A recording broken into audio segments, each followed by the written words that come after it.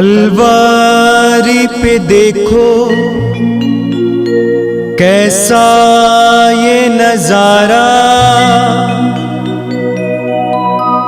परमेश्वर का बेटा लटका बेसहारा।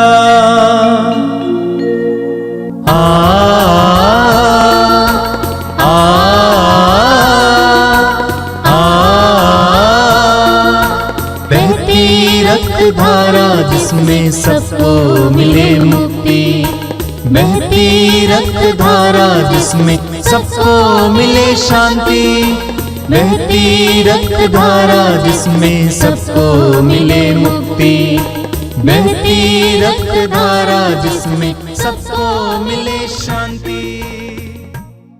क्रिस्त में प्यारे भाइयों और बहनों, इस पवित्र रक्ताभिषेक प्रार्थना में आप सभी का हार्दिक स्वागत है। तो आइए इस प्रार्थना को भक्तिपूर्वक शुरू करते हैं। पिता और पुत्र और पवित्र आत्मा के नाम पर आमीन।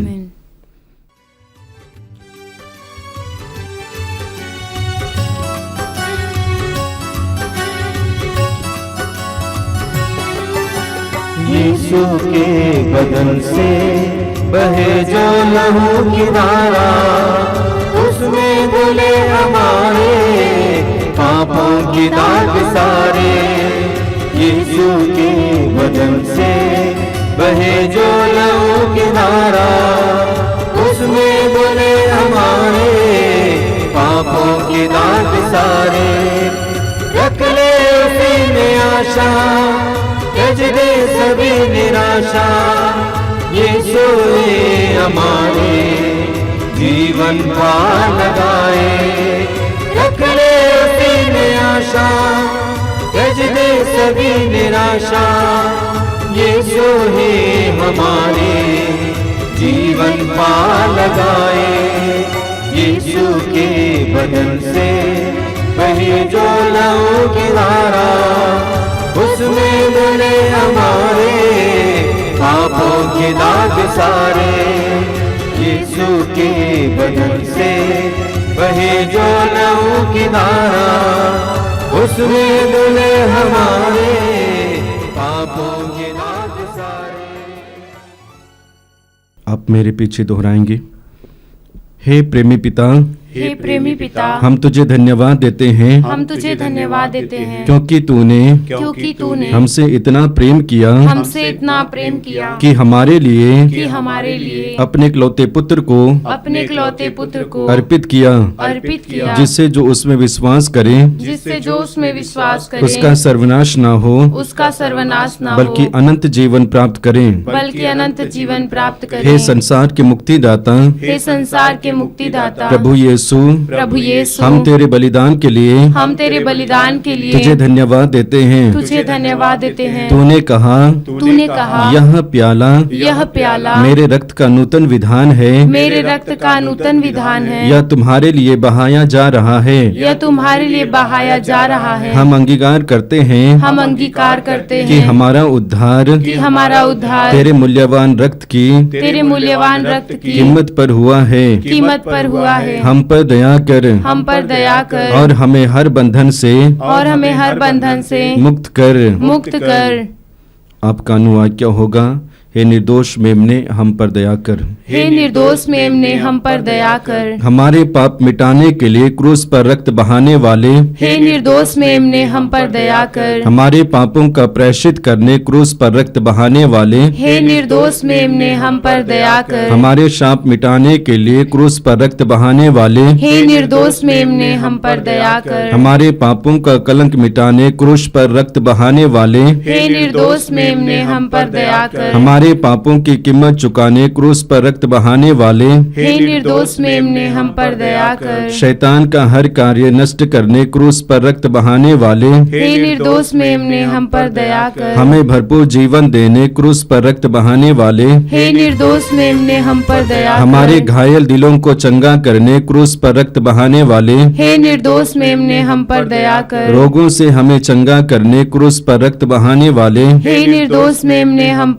दया कर। हमें पिता से मेल कराने क्रूस पर रक्त बहाने वाले, हे निर्दोष मेमने हम पर दया कर। हमें एक दूसरे से मेल कराने क्रूस पर रक्त बहाने वाले, हे निर्दोष मेमने हम पर दया कर। हमें प्रेम की शिक्षा देने क्रूस पर रक्त बहाने वाले, हे निर्दोष मेमने हम पर दया कर। हमारे लिए स्वर्ग का द्वार खोलने क्रूस पर रक्त बहाने वाले, हे निर्दोष मेमने हम पर दया कर। हमारे बंधनों को तोड़ने के लिए क्रूस पर रक्त बहाने वाले, हे निर्दोष मेमने हम पर दया कर। हमारे आंसुओं को पोंछने के लिए क्रूस पर रक्त बहाने वाले, हे निर्दोष मेमने हम पर दया कर। हमें धर्मी बनाने के लिए क्रूस पर रक्त बहाने वाले, हे निर्दोष मेमने हम पर दया कर। हमें पवित्र करने के लिए क्रूस पर रक्त बहाने वाले, हे निर्दोष मेमने हम पर दया कर। हमें सशक्त करने के लिए क्रूस पर रक्त बहाने वाले, हे निर्दोष मेमने हम पर दया कर। हमें स्वतंत्र करने के लिए क्रूस पर रक्त बहाने वाले, हे निर्दोष मेमने हम पर दया कर। हे ईश्वर के मेमने जो संसार के पाप हल लेता है, प्रभु हमें क्षमा कर। हे ईश्वर के मेमने जो संसार के पाप हल लेता है, प्रभु हमारी सुन। हे ईश्वर के मेमने जो संसार के पाप हल लेता है, हम पर दया कर। हम प्रार्थना करें। हे ईश्वर, तूने चाहा कि यीशु अपना रक्त बहाकर हमारे पापों का प्रायश्चित करे और हम विश्वास द्वारा उसका फल प्राप्त करें। हम तुझसे प्रार्थना करते हैं कि उनके पवित्र रक्त की योग्यता से इस संसार पर दया कर और हमें हर बंधन से छुड़ा दे। हम यह प्रार्थना करते हैं उन्हीं प्रभु क्रिस्त के द्वारा, आमीन। आइए हम प्रभु यीशु मसीह के द्वारा सिखाई गई उस सुंदर और शक्तिशाली प्रार्थना को एक साथ बोले। हे हमारे पिता जो स्वर्ग में है, तेरा नाम पवित्र माना जाए, तेरा राज्य आवे, तेरी इच्छा जैसे स्वर्ग में है वैसे इस पृथ्वी पर भी पूरी हो।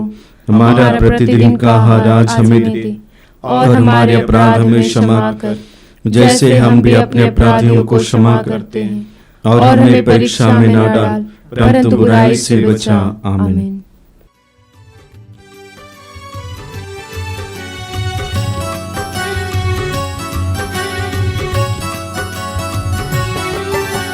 यीशु के बदन से बहे जो लहू की धारा, उसमें धुले हमारे पापों की दाग सारे। यीशु के बदन से बहे जो लहू की धारा, उसमें धुले हमारे पापों की दाग सारे। रख ले उसी में आशा, त्यज दे सभी निराशा। यीशु हमारे जीवन पार लगाए। रख ले उसी में आशा, त्यज दे सभी निराशा। यीशु ही हमारे जीवन पार लगाए। यीशु के बदन से बहे जो लहू की धारा, उसमें धुले हमारे पापों के दाग सारे। यीशु के बदन से बहे जो लहू की धारा, उसमें धुले हमारे पापों के दाग सारे। आइए हम प्रार्थना करें। अपनी आंखें बंद कीजिए। आप जहां कहीं भी बैठे इस समय प्रभु की उपस्थिति अनुभव कीजिए। आप जीवित प्रभु की उपस्थिति में बैठे हुए हैं, करुणामय ईश्वर के सानिध्य में बैठे हुए हैं। प्रभु की उपस्थिति आपके चारों ओर है, आपके पास है, महसूस कीजिए। अपनी आंखें बंद कीजिए, हृदय खोलिए, हृदय का द्वार प्रभु के लिए खोलिए। प्रभु की सुगंध आपके चारों ओर फैल रही है, प्रभु का प्रकाश आपके चारों ओर फैल रहा है, महसूस कीजिए। अपने सारे कामकाज को दूर रखकर पूरी तरह से इस प्रार्थना में भाग लेने के लिए अपने आप को तैयार कीजिए। बाइबल में जिस ईश्वर के बारे में बताया गया है वो ईश्वर पुकार सुनने वाला ईश्वर है। बार बार प्रभु हमसे कहते हैं कि मुझे पुकारो, मैं तुम्हारा उद्धार करूंगा। पुकारने का अर्थ क्या है? सबसे पहले अपनी दुर्बलता को महसूस करना, ये स्वीकार करना कि मैं असहाय हूं, ये स्वीकार करना कि मैं कमजोर हूं, ये स्वीकार करना कि ईश्वर मेरे लिए कुछ कर सकता है और ईश्वर से सहायता मांगना, ईश्वर पर भरोसा रखना, ईश्वर के लिए अपने जीवन के द्वार को खोल देना, यह है पुकारना। हम इस समय प्रभु को पुकारें, अपने हृदय को प्रभु के लिए खोलें, जीवन की परिस्थितियों को प्रभु के सामने लाएं। पवित्र आत्मा कार्य कर रहा है, पवित्र आत्मा कार्य कर रहा है। पवित्र आत्मा सर्वशक्तिमान का आत्मा है, मरने के बाद तीसरे दिन मृतकों में से पुनर्जीवित यीशु का आत्मा है। पवित्र आत्मा शक्ति का आत्मा है, पवित्र आत्मा सामर्थ्यवान परमेश्वर का आत्मा है। पवित्र आत्मा कार्य कर रहा है, महसूस कीजिए मेरे भाई और बहनों। हृदय खोलिए, जीवन के एक एक पहलू को प्रभु के सामने रखिए, अपनी पीड़ाओं को प्रभु के सामने रखिए, अपने दर्द को प्रभु के सामने रखिए, हर प्रकार की समस्या को प्रभु के सामने रखिए। विश्वास कीजिए कि प्रभु के लिए कुछ भी असंभव नहीं है। जीवन की एक एक बात को प्रभु के सामने रखिए। प्रभु आपको प्यार करते हैं, प्रभु ने आपको नाम लेकर बुलाया है और इस कार्यक्रम में बैठाया है ताकि प्रभु आपके जीवन में कार्य कर सके। वास्तव में प्रभु को आपके जीवन में कार्य करने दीजिए, आपके जीवन में कार्य करने दीजिए। प्रभु ईश्वर के सामर्थ्य को आपके अंदर प्रवेश करने दीजिए। विश्वास को मजबूत कीजिए। आंखें बंद करके हृदय खोलकर इस समय पवित्र आत्मा से प्रार्थना कीजिए। पवित्र आत्मा आइए, मेरे जीवन में आइए, मेरे परिवार में आइए, मेरे घर पे आइए। सत्य की आत्मा, शांति की आत्मा, प्रेम की आत्मा, सामर्थ्य की आत्मा हम पर उतर आइए, हम पर उतर आइए। प्रार्थना कीजिए मेरे भाई और बहनों, ये पवित्र समय है, आशीष का समय है, अनुग्रह का समय है। प्रभु की कृपा पाने के लिए अपने आप को तैयार कीजिए। प्रभु के दिव्य वचनों को सुनने और समझने के लिए पवित्र आत्मा से प्रार्थना कीजिए। पवित्र आत्मा हमारी बुद्धि को प्रकाशित करे, हमारे हृदयों को उत्साही बनाए। धन्यवाद है पवित्र आत्मा। आइए पवित्र आत्मा, पवित्र आत्मा के लिए अपने हृदय और मन को खोलिए। Thank you Holi spirit, thank you Holi spirit. धन्यवाद है पवित्र आत्मा, धन्यवाद है पवित्र आत्मा, धन्यवाद है पवित्र आत्मा, धन्यवाद है पवित्र आत्मा।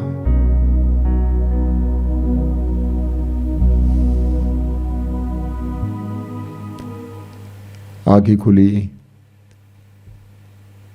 मेरे प्रिय भाई और बहनों, हम प्रभु को धन्यवाद देंगे कि प्रभु ने अपनी कृपा को हम तक पहुंचाने के लिए बहुत सारे माध्यमों का इस्तेमाल किया है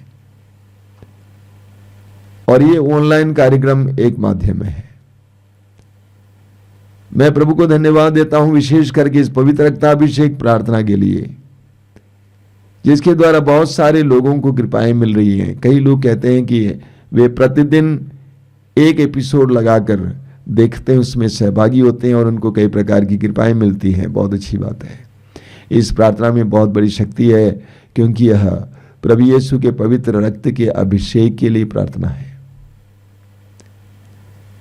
मेरे प्रिय भाई और बहनों, पवित्र धर्मग्रंथ बाइबल हम सब के लिए न केवल प्रेरणा का स्रोत है, बल्कि जीवन का स्रोत है। पिछले 2000 वर्षों से करोड़ों लोगों को प्रभु ने पवित्र बाइबल के द्वारा उद्धार दिया है। पवित्र बाइबल के द्वारा, पवित्र वचनों के द्वारा सांत्वना दी है, शक्ति दी है, चंगाइयां दी है। नए विधान का एक वचन जिसके द्वारा प्रभु ने करोड़ों लोगों को सांत्वना दी है, वो वचन है मत्ती अध्याय 11 वाक्य 28, जहां पर हम पढ़ते हैं, थके मांदे बोझ से दबे लोगों, तुम सब के सब मेरे पास आओ, मैं तुम्हें विश्राम दूंगा। थके मांदे और बोझ से दबे हुए लोगों, तुम सब के सब मेरे पास आओ, मैं तुम्हें विश्राम दूंगा। एक बहुत ही शक्तिशाली सांत्वना भरा शब्द है यह। बहुत साल पहले की बात है, मैं उत्तर प्रदेश के एक बहुत बड़े शहर में गया हुआ था। हम एक टीम थी, 2-3 जन की टीम, और हम लोग एक मसीही भाई से मिले जो बहुत धनी थे, अन्य धर्म के थे, लेकिन कुछ वर्ष पहले उन्होंने प्रभु यीशु पर विश्वास करना शुरू किया और यीशु पर विश्वास करने उन्होंने बपतिस्मा ग्रहण करके एक मसीही बने। हम उनके पास गए और उनसे पूछा कि भाई, वह कौन सी बात है जिसने आपको प्रभु की ओर आकृष्ट किया, या कौन सी ऐसी बात है जिसके कारण आपने अपने धर्म को छोड़कर यीशु के धर्म को अपनाया, मसीही धर्म को अपनाया। तो उन्होंने कहा, देखिए, कुछ वर्ष पहले मैं एक बहुत बड़ा बिजनेस कर रहा था, बहुत बड़ा धंधा कर रहा था। अचानक मेरा धंधा टूट गया और मैं कर्ज में आ गया, लाखों करोड़ों का कर्ज। मैं बहुत डिप्रेशन में आ गया था, बहुत पूरी तरह से उदास हो गया था। घर से बाहर निकलना पसंद नहीं करता था, मित्रों से मिलना पसंद नहीं करता था। एक बार मेरे पास से सारा पैसा गया, मेरे मित्र भी मेरे घर पे आना बंद किए।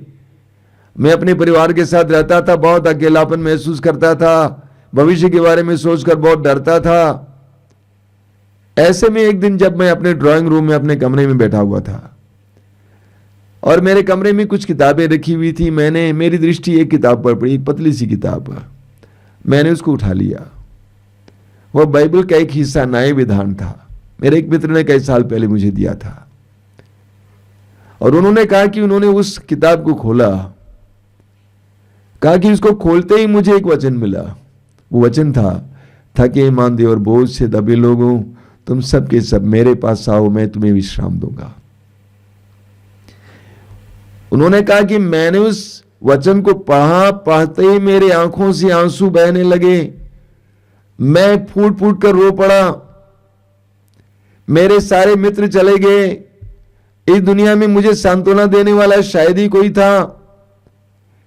दुनिया के लोग मुझे बोझ देते थे। जब मुझे पता चला कि कोई है यहां जो मुझे विश्राम देने वाला है, जो मुझे विश्राम देने के लिए बुला रहा है, तो मैं अपने आप को रोक नहीं पाया। मैं रोता गया। पवित्र बाइबल पढ़ने लगे और बाद में उन्होंने प्रभु यीशु मसीह को अपनाया। मेरे प्रिय भाई और बहनों, संसार में बहुत सारे लोग अलग अलग प्रकार के बोझ से दबे हुए हैं।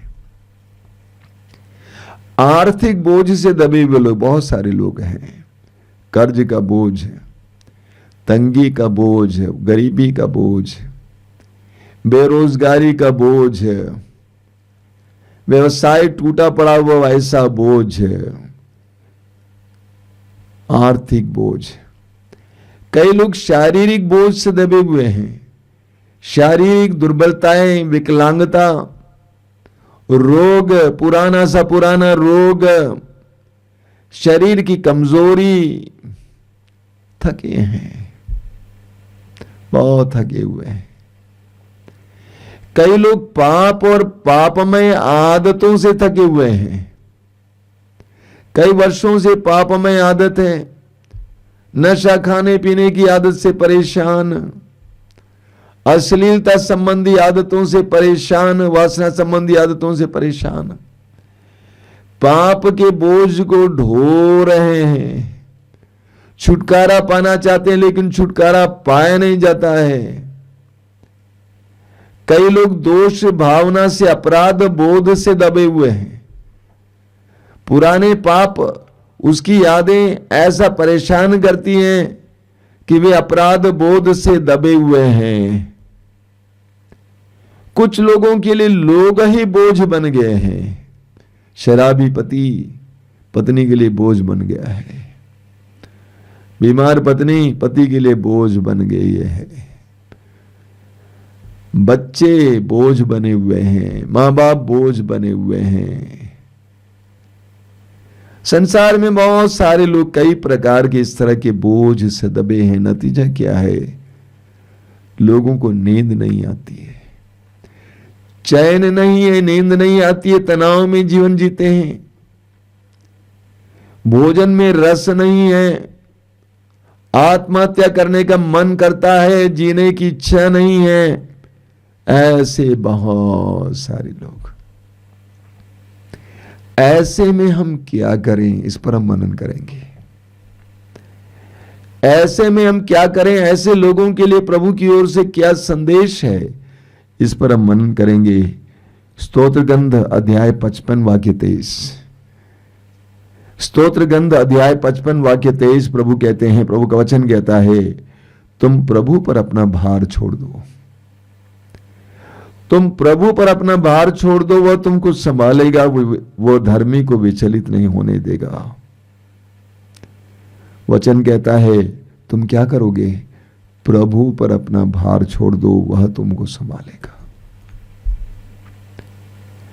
ऐसी परिस्थितियों में हमें लगता है कि पानी हमारे सर के ऊपर से बह रहा है, ऐसा लगता है कि कोई हमें बचा नहीं सकता है, आगे कुछ नहीं दिखाई दे रहा है। ऐसी परिस्थितियों में क्या करना चाहिए, प्रभु का वचन कहता है तुम अपना भार प्रभु पर छोड़ दो। तुम अपना भार प्रभु पर छोड़ दो, वह तुमको संभालेगा, वह धर्मी को विचलित नहीं होने देगा। अपना भार प्रभु पर छोड़ देना मेरे भाई और बहनों।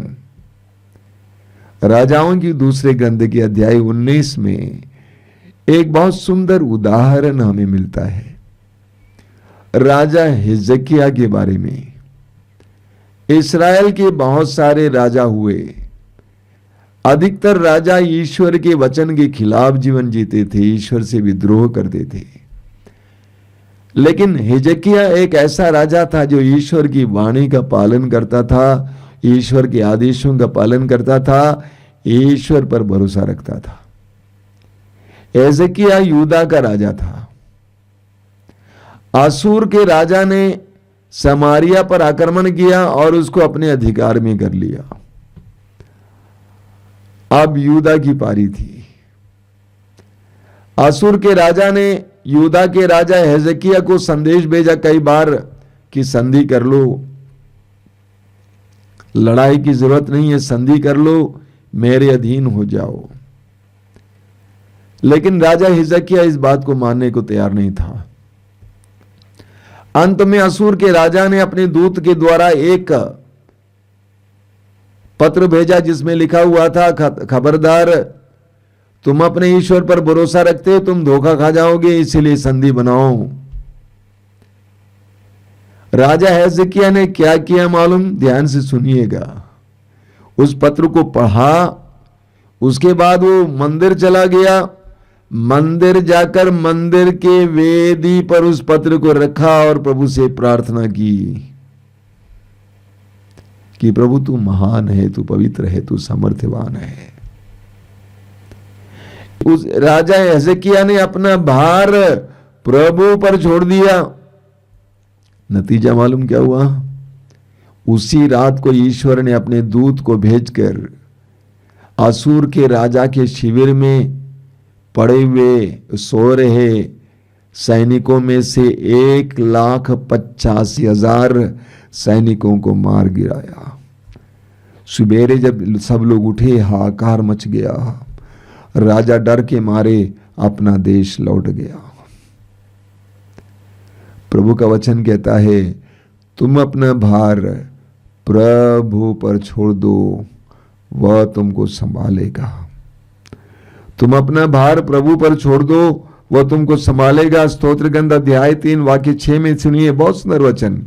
क्या लिखा हुआ है, अध्याय 3 वाक्य 6, मैं लेटकर निश्चिंत सो जाता और सकुशल जागता हूं, क्योंकि प्रभु मुझे संभालता है।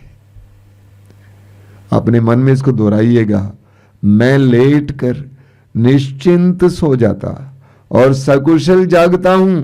क्यों? क्योंकि प्रभु मुझे संभालता है।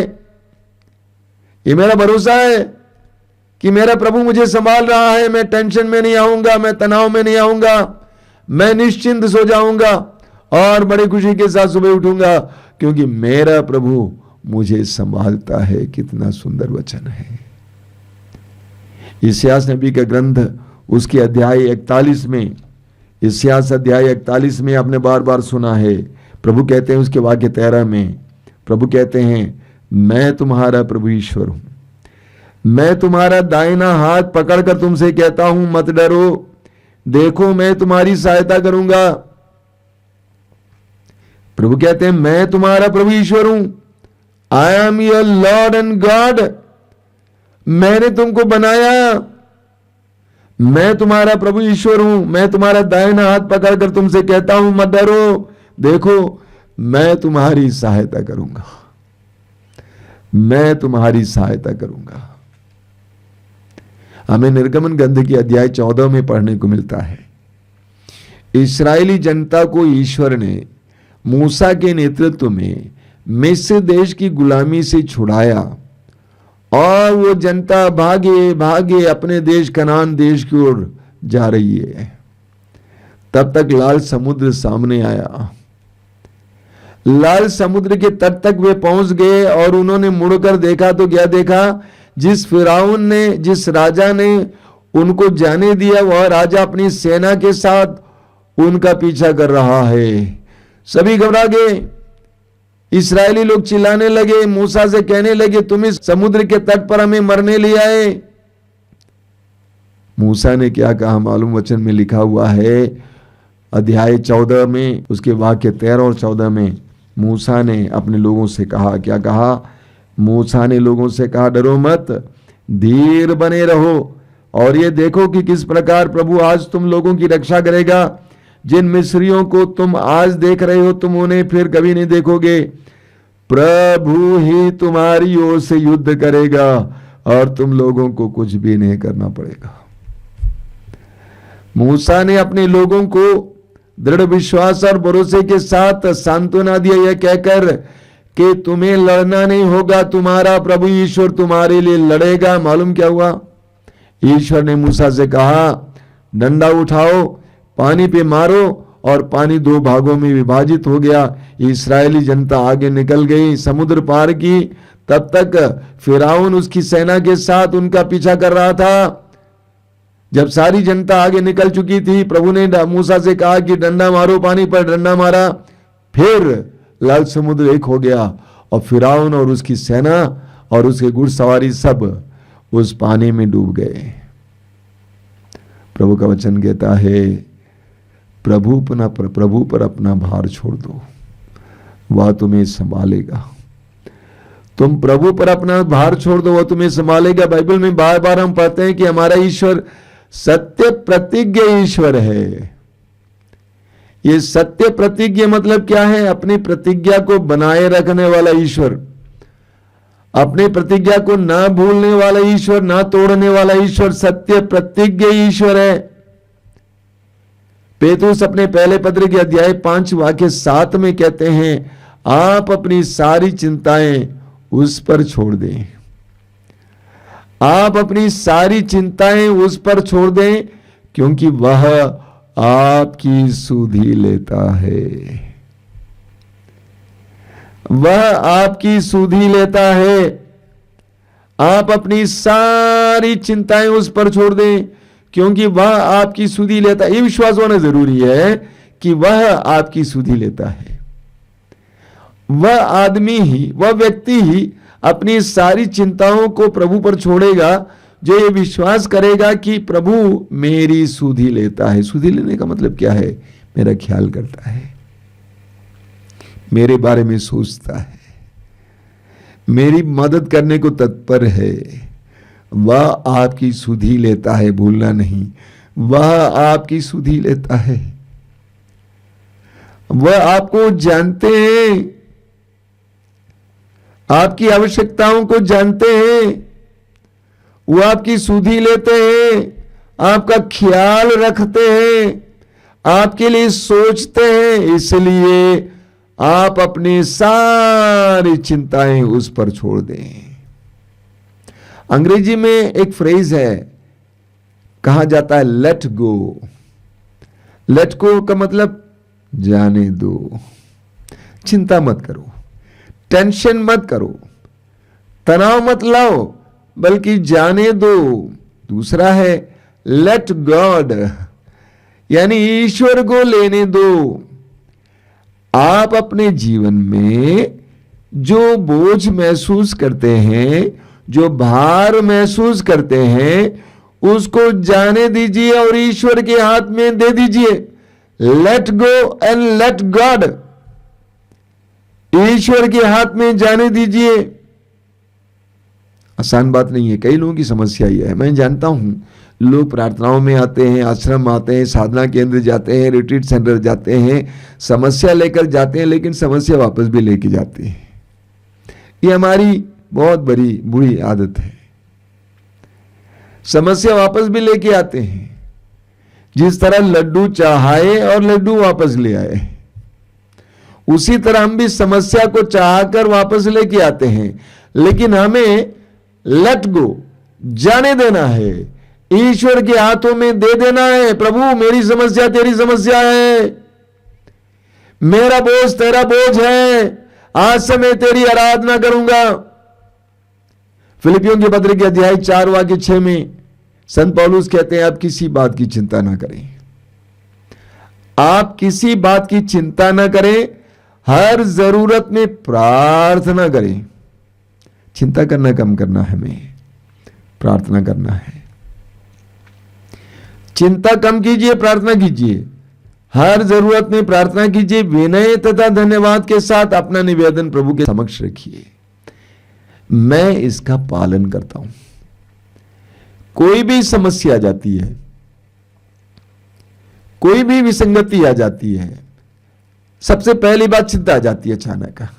तुरंत ये वचन में मुझे समझाता है, किसी बात की चिंता ना करें, सब बातों के लिए प्रार्थना करें, हर जरूरत में प्रार्थना करें, विनय तथा धन्यवाद के साथ इस निवेदन को प्रभु के सामने रखें। ऐसा ही मैं करता हूं और मैंने इसका नतीजा पाया है। चिंता आ जाती है, तुरंत प्रभु का वचन मुझे याद दिलाता है, तुम्हें क्या करना है? चिंता नहीं करना, बल्कि प्रार्थना करना। प्रार्थना करना और अपना निवेदन प्रभु के सम्मुख रखना, बस बाकी प्रभु कर लेते हैं। और इतने सुंदर ढंग से प्रभु करते हैं कि आप सोच नहीं सकते। मैं यहां पर उदाहरण देना नहीं चाहता हूं, क्योंकि कई लोग इससे जुड़े हुए होते हैं और वे भी इस कार्यक्रम में भाग ले रहे होंगे। कोई भी चिंता आ जाती है, व्यक्ति मेरे लिए चिंताजनक हो जाता है, क्या करूं?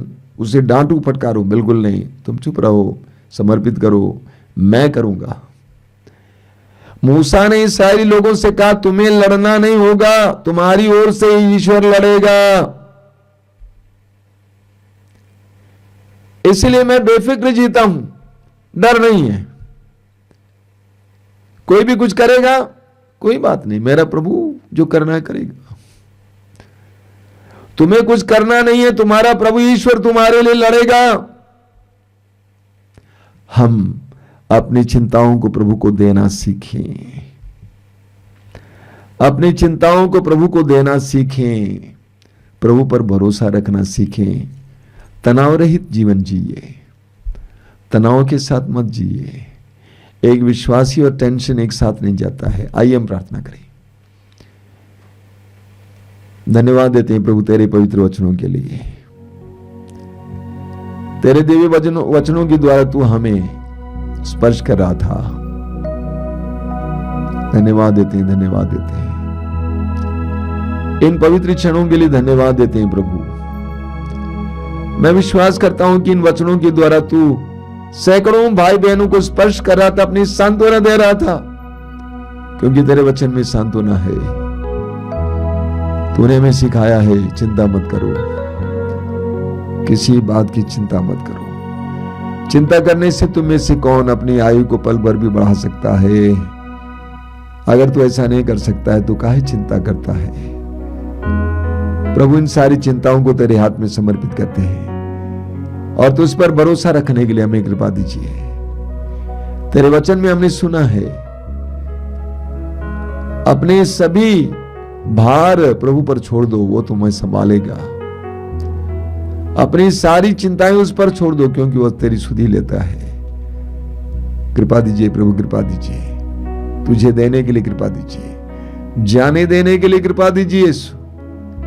तुझे देने के लिए कृपा दीजिए यीशु। धन्यवाद प्रभु, धन्यवाद।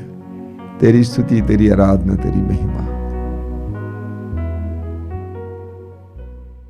यीशु के चरणों में आराधना करें। यीशु के चरणों में आराधना करें। यीशु के चरणों में आराधना करें। यीशु के चरणों में आराधना करें। घुटनों पे आके हम आराधना करें।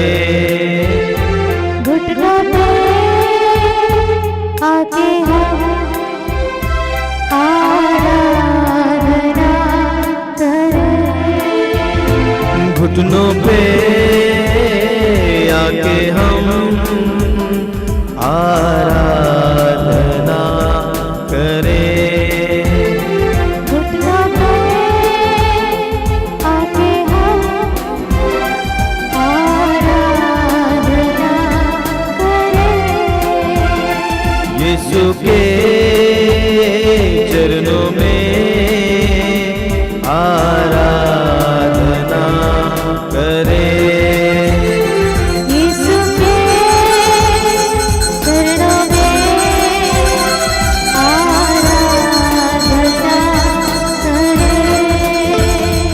आत्मा से भर के हम आराधना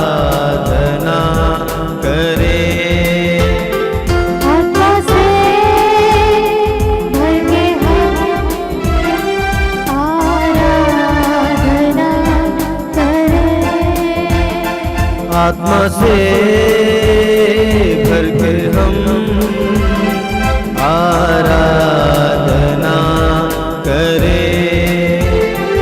आत्मा से भर के हम आराधना करें।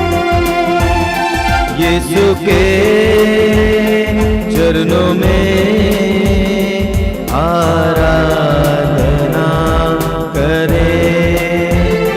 यीशु के चरणों में आराधना करें। आराधना करें। आराधना करें। आराधना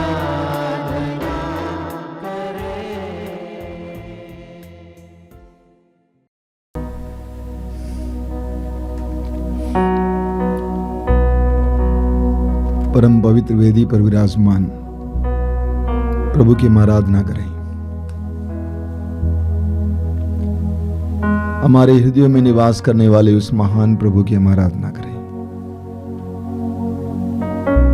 सारे संसार में व्याप्त उस महान प्रभु की आराधना करें। यानी हम प्रभु में ही जीते हैं। एक एक सांस जो हम ले रहे हैं वो प्रभु का जीवन है।